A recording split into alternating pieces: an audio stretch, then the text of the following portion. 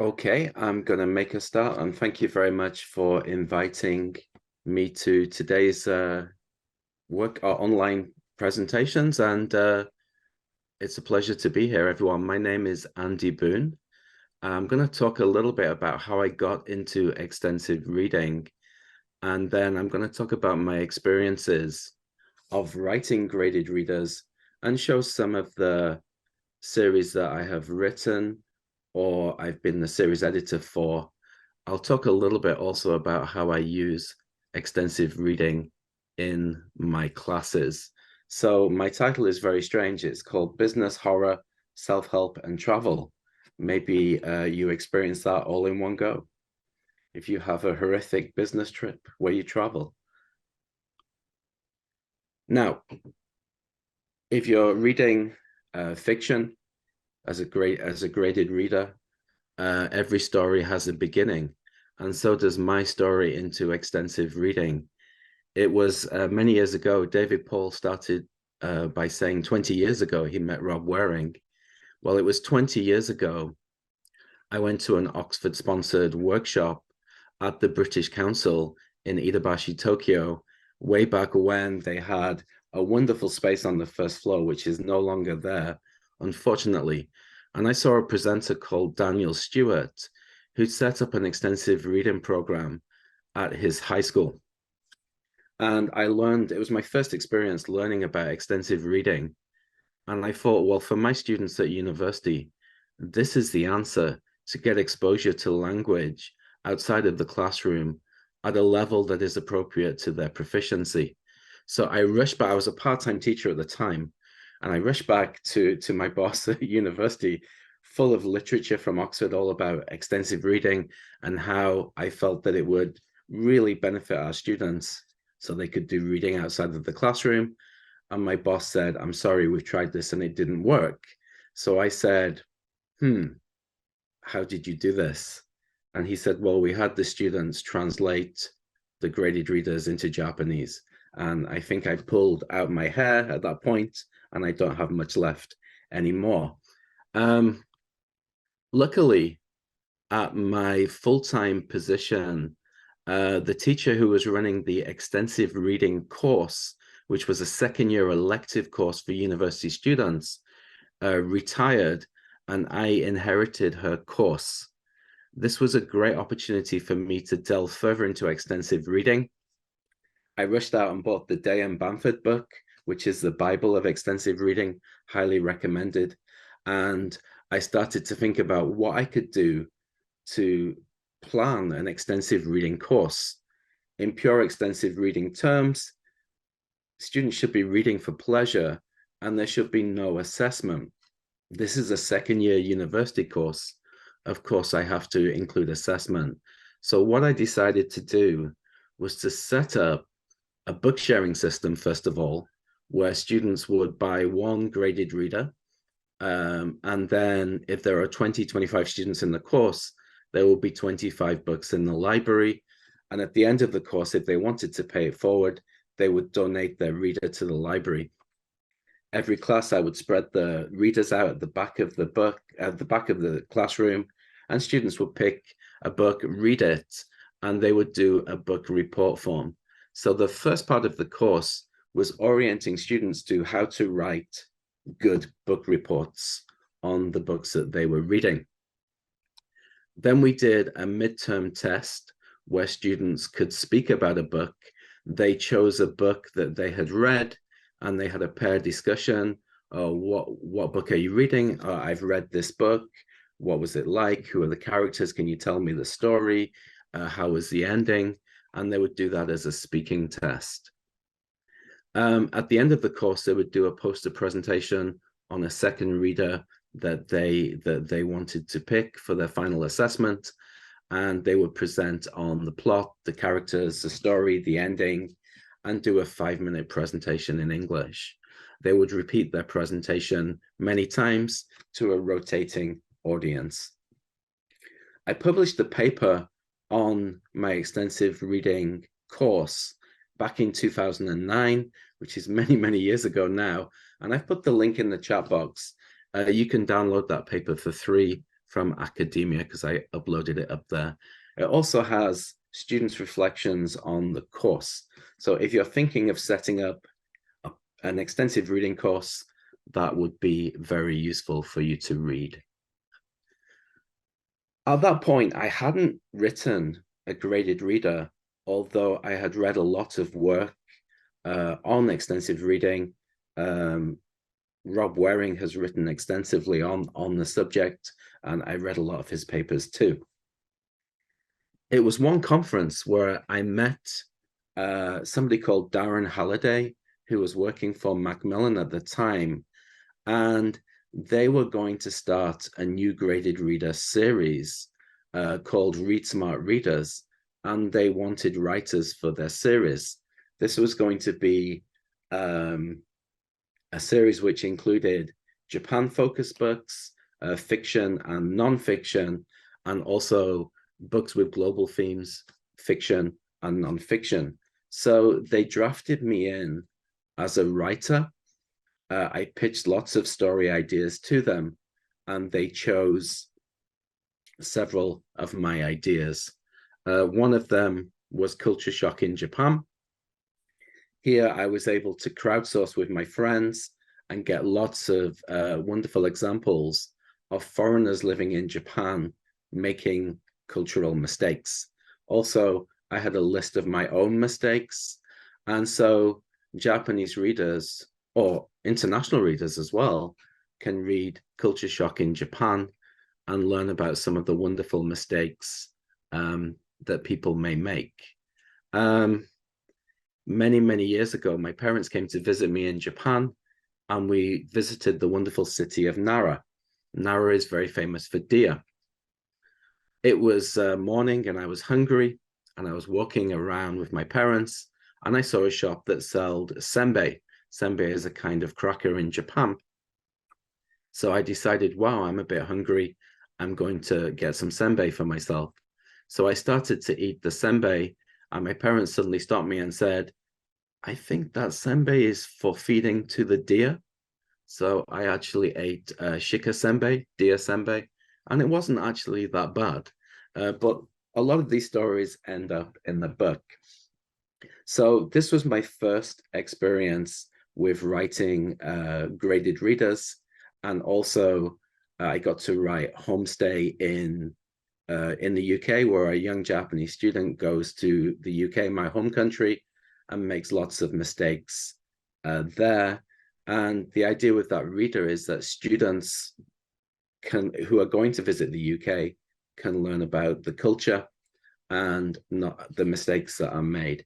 In fact, I used to teach a university elective course about British culture, and I used the reader as outside of the class task, where students would read a chapter of the reader each week, and then they come in, and at the start of the lesson, they would talk about Homestay in Japan and about the mistakes that the character had made in the book.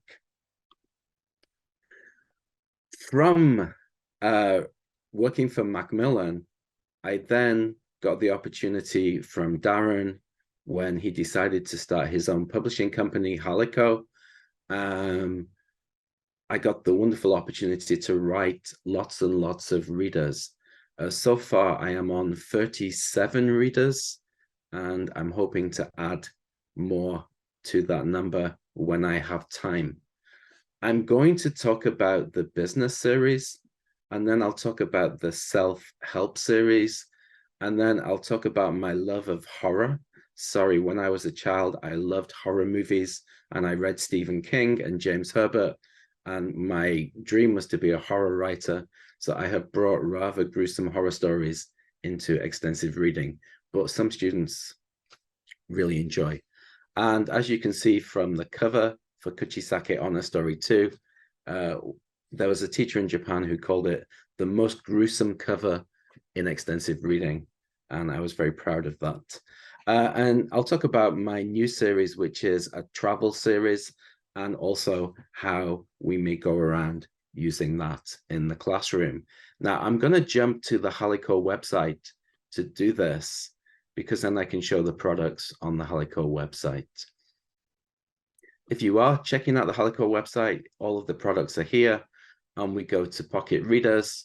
And I'm going to start off with business readers. There are 10 in the series. What I wanted to do with this series is to introduce business English, but in a fictitious way. So basically, there are 10 books in the series, and it tracks a young university graduate in Japan getting his or her first job and working 1 year for the company. And I wanted to choose a company that will be familiar for students. Most students love convenience stores. We all love convenience stores in Japan. So basically, the character gets a job in the marketing department of ABC Convenience Stores, which is a fictitious company.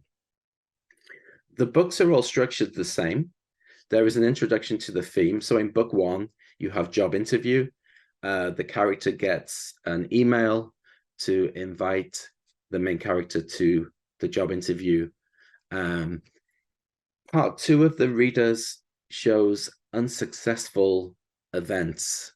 I did a lot of research online for job interview failures. I also crowdsourced with my friends, like what are the mistakes that you can make in a job interview to not get the job? For example, sitting down before someone has asked you to sit down, or wearing sneakers to the job interview, or being late because you didn't find out where the location was and you got on the wrong train. So in this book, the main character makes lots of mistakes in the job interview and they are unsuccessful. They do not get the job. But in part 3 of the book, they learn from the experience and they get the job at ABC. So each reader has 4 parts: introduction, unsuccessful, successful, and then a conclusion. And then the readers encourage students to do some research. What else could you do at a job interview to be successful or unsuccessful? It also features some of the business language for job interviews. And for each of the readers, there is a different business theme. By the time you get to book 8, it gets rather dramatic. There is an office conflict.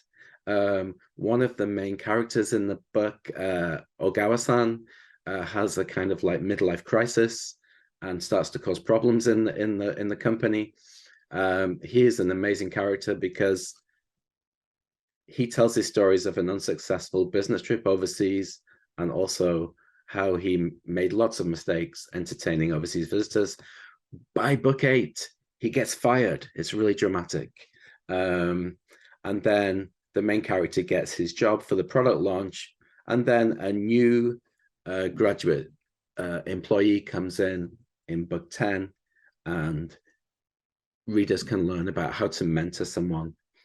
So these books are really useful if you're teaching a business English, but also if you're teaching general English. They are fictitious. Each one has a story. There are characters that repeat throughout the series, and students can learn a lot about the world of business. From doing the business series, we then started to think about how can we not only teach our students English, but also provide them with essential life skills that they need for the 21st century. So the 10 Ways to series, there are actually 40 books now in the series. I worked with a really great bunch of writers. Leslie Ito's presentation is coming up soon. She's one of the writers of 10 Ways to. Now here we have a life skill theme. For example, achieving work-life balance is book 1. How do we achieve work-life balance? I am still trying to find out in my life. I need to read this book again. Each book has an introduction to the theme, and then it has 10 ways to achieve the theme or to do the theme. The idea here is that each way is a very manageable chunk of language. Each way is around 150 words only. Once students have read the 10 ways, there is a summary, And then they are also encouraged to research more ways to do this. So one of the most successful books on XReading, hi Paul, is Be Successful in Love, because many young people want to be successful in love. That was written by Leslie Ito, and I think it's got the most hits on XReading of all of the 10 Ways to series. I've used the 10 Ways to series in a university course that I designed called Presentation and Debate. I chose 5 of the 10 Ways to supplement the course, and students read the books outside of the lesson time. They're assigned readings depending on the course, and then they either present on the theme or they debate about the theme. So some of the books I use there, I use Be Successful in Love, Achieve Work-Life Balance, Work in a Team, Environmentally Friendly, and Be Successful in Your Career. This has worked really well, and the students really enjoy reading them. And a lot of the comments that we get, also a lot of the reviews on XReading from students are that, this helped me to understand more about life and be able to cope with the stresses of the 21st century. In the latter books, 31 to 40, I wrote some of these during the pandemic, and I think book number 31 is to deal with loneliness. And some of the comments we get on this are really, really important, because loneliness is really, really tough for everyone. If a young 18, 19-year-old reads a book, not only are they learning English, but they're learning ways to deal with loneliness. And some of the comments we get are really, really positive on that. Okay, so now we talk about horror, because I love horror. Luckily, Darren at Halico let me do horror stories, and I'm very grateful for him. I pitched Kuchisake Honor many years ago to Macmillan, but they didn't choose it originally. Now, the Kuchisake Honor, we've got story 1 and story 2. Story 1, the main character is Takeo, and he meets Kuchisake Honor and has to deal with that. And it's a very, very scary book. When I get reviews on XReading from readers that say, this was scary, I'm really, really happy. It makes me happy that this scares, because that's the whole point. Story 2 happens 10 years on. Takeo is racked with guilt about what happened 10 years ago, and he's now a detective. And story 2 takes the scary level up a notch. Has a very interesting end, and I'm hoping eventually that I can write story 3 and have a trilogy. That's my plan, because some of the characters are still alive. I had a lot of fun writing that the power of character, deciding who lives and who dies. It was a very exciting book to write. Similarly, Campfire Ghost Stories is a little bit of a longer book. So what I tried to do there was have 4 high school students or junior high school students go on a camping trip, and each student takes a turn to tell a story. So for the reader, you can read 4 stories within the main story. And there is a wonderful twist at the end, which I'm not going to tell you. Please read the book.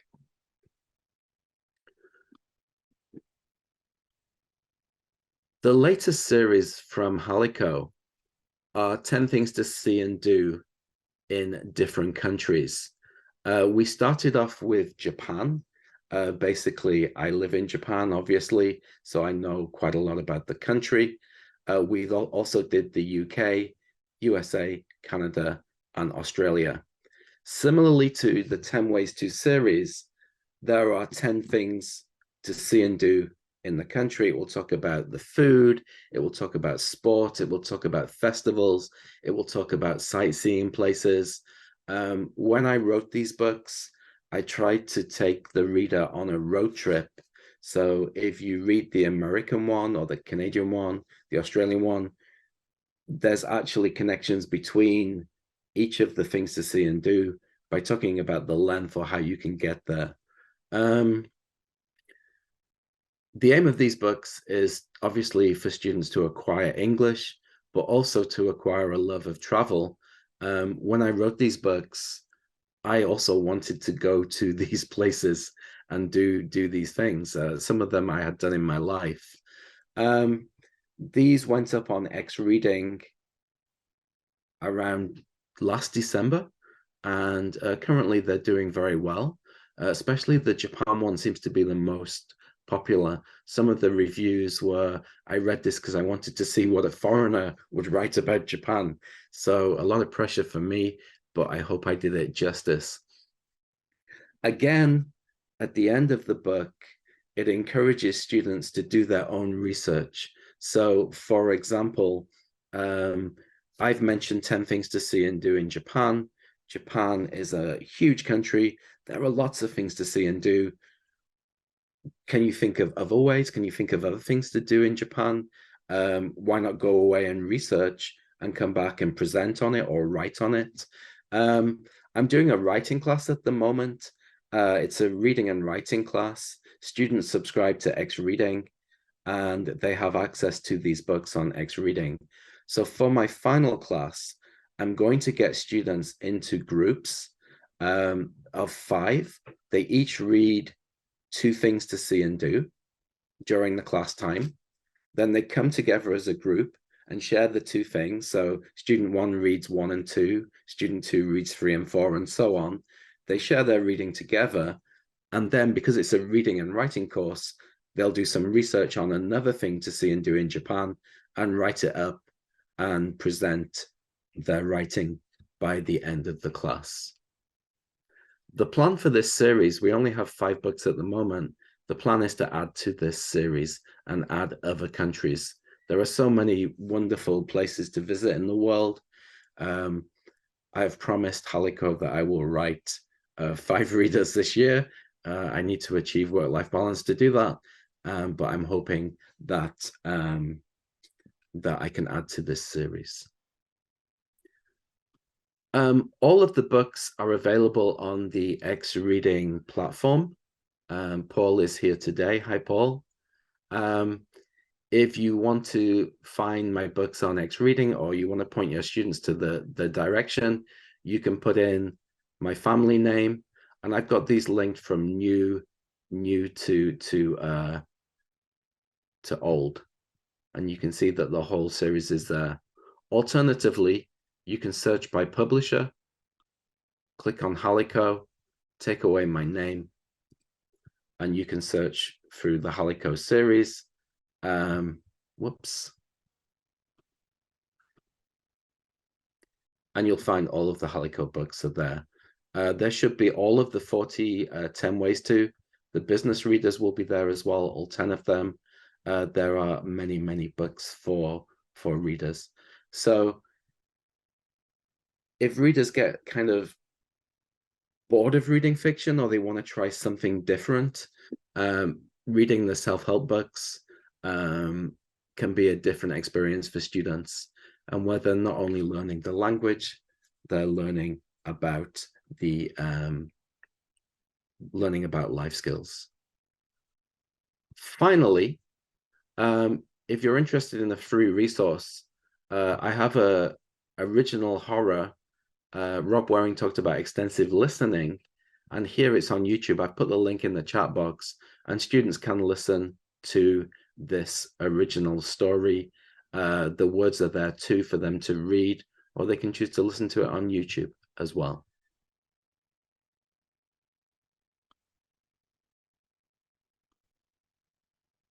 Okay. So I've talked about the series that I've been involved with. I've talked about business. I've talked about horror. I've talked about self-help, and I've talked about travel. That brings me to the end of my talk, and we do have some time for question and answer. I'm hoping that this isn't the end. I'm hoping that I'll be able to write more readers and continue to contribute to extensive reading. Thank you very much for listening today.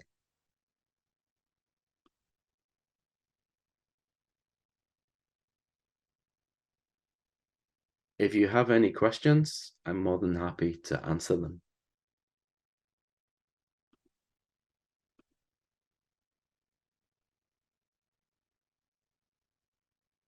And if you like, you can write a question in the chat, or you can unmute your mic, whichever. If you have any difficult questions, please ask Paul Goldberg. He'll answer them. I'm only for easy questions.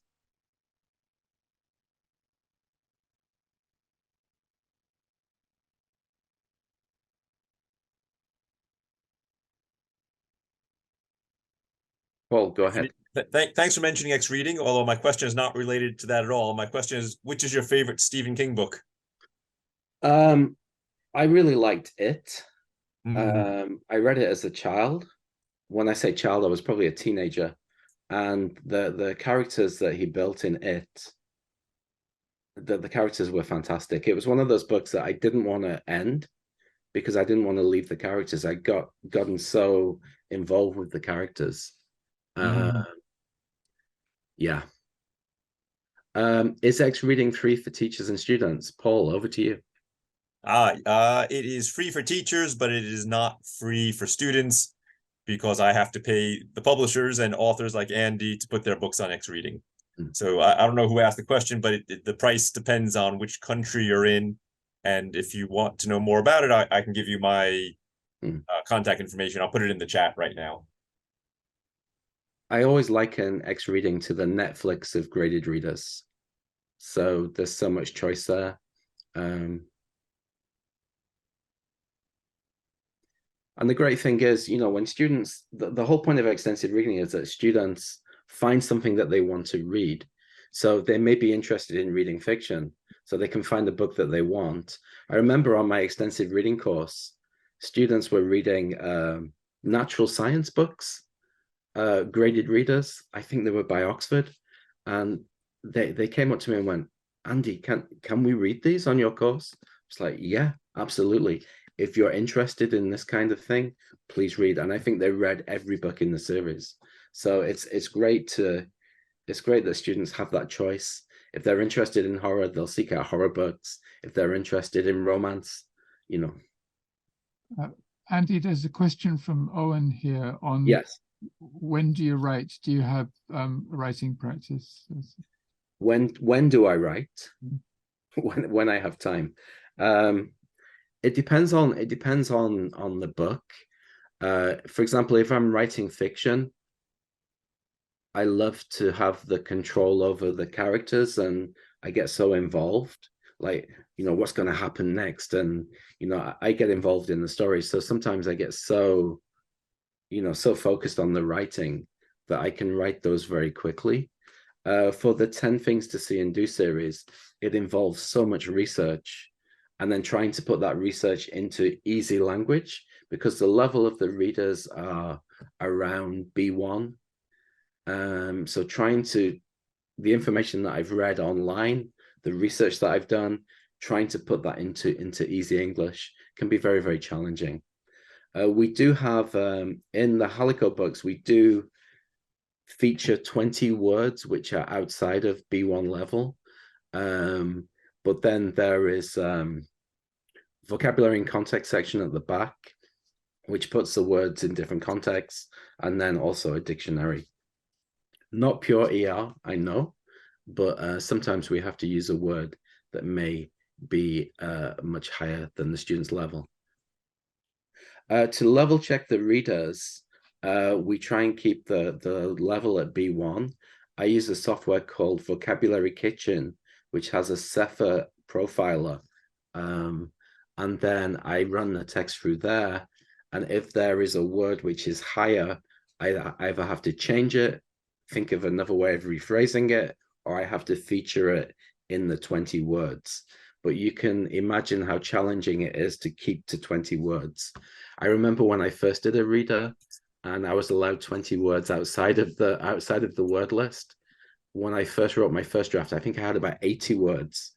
And my editor said, no, go back and change it. Probably the words is harder. The grammar, it's quite easy to simplify. Instead of using complex structures, you can break things into two separate sentences. How to develop writing skills. I think the more you read, the better you write. I think the two skills are so connected. Now, I spent my childhood, this is before the video game industry, I spent my childhood on the sofa reading Stephen King books, imagining, following the plot and the characters. So I think the more you read, the better you become at writing. And it's a creative process. In the modern world, I mentioned Stephen King, It. If you watch the movie, it's all done for you. The characters are actors. The locations are there. The clown, the scary clown is there. So you don't have to imagine anything. But if you read the book, you have to take the words and picture these images in your head. And I think that's the key. So the more you read, the more you do that. Unfortunately, there are so many distractions in life to sitting down and reading a book these days. And, I don't do it enough these days. I need to spend more time reading. I have my trusty Kindle next to me. I should read those books because there's nothing like getting a coffee, finding a comfortable space and just reading a book and enjoying reading for pleasure. Andy Namiko has asked whether you know of manga graded readers. There are manga graded readers. I'm not sure who publishes them, but Sean, yeah. Sean has the let me see if I can find. I think they're on Amazon. What are they called? Paul, do you remember what they're called? Sean's books? No, but we have the eFuture ones. You have the very, very popular on XReading. Right, there are some on XReading. The Crystal Hunters, thank you. Crystal Hunters. I think, and there's somebody presenting later today. Done some as well, and he's presenting in the last presentation, and I think he's done some as well. Adam, his books are amazing. And also the Marcos Benavides Atama E series, which I've also written for, Zombies in Tokyo, that has some wonderful illustrations. So they are manga-esque, if you like, because the illustrations are so good.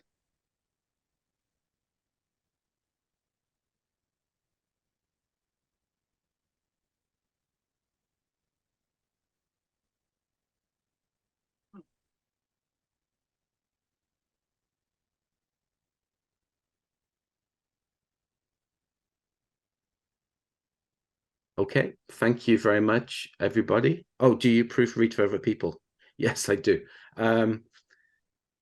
When I was series editor for 10 Ways, because we wrote 40 books, I needed a team of writers. So I wrote the first one as a guide, and then I worked with a really good team of writers, and I proofread and commented on their drafts. And yeah, it's an interesting skill to be a series editor because you have to balance not upsetting the writers because they've written it the way they want to, but maybe editing so that the language is easy or the grammar is easy. Everyone's first draft is always too high. The grammar is too complex and the vocabulary is too high. They try and sneak in words which are off list, so you have to catch them on that. So yeah, I have proofread a lot as well.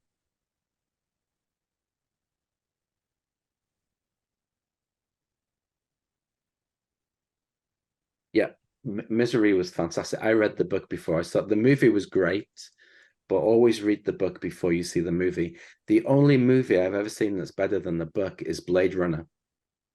The original book was by Philip Dick, How I Dream of Android Sheep or something, and the Blade Runner was so much better.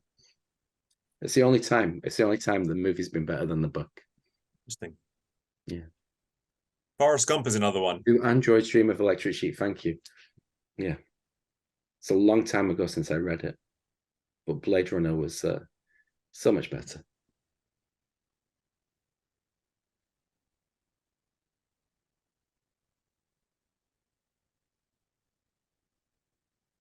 Yeah, awful story, great film. Yeah. Yeah.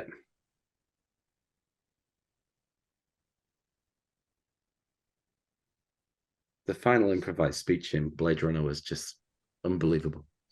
Rutger Hauer was incredible.